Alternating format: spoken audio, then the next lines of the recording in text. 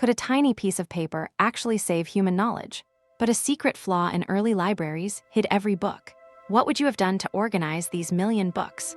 French revolutionaries realized that paper cards were the ultimate solution. They mandated a standard size to keep the system moving. Suddenly, finding any specific book took only mere seconds now.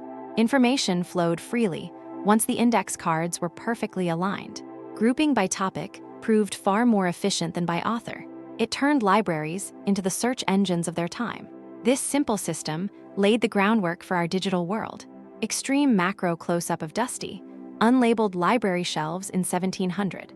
Librarians manually scanned thousands of titles looking for one book. Suddenly, a simple piece of cardstock changed everything for researchers. Cards allowed librarians to reorder information without rewriting entire books.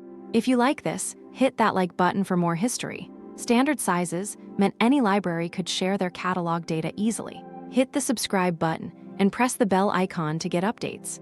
These cards were actually the ancestors of modern computer databases.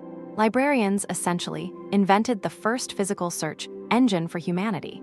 That detail becomes important later. Extreme macro close-up of dusty, unorganized library shelves in confusion. Librarians realized that one card per book fixed the mess. Alphabetical sorting meant anyone could find any book instantly now. But here is the part that nobody really talks about. Scientists use these cards to track complex data points daily. Standardizing the card size made global sharing finally possible everywhere. It was essentially the world's first physical, searchable database system. This analog logic directly inspired the databases we use today. We turned human knowledge into a searchable, organized, perfect system. The facts remain, and the search for truth continues.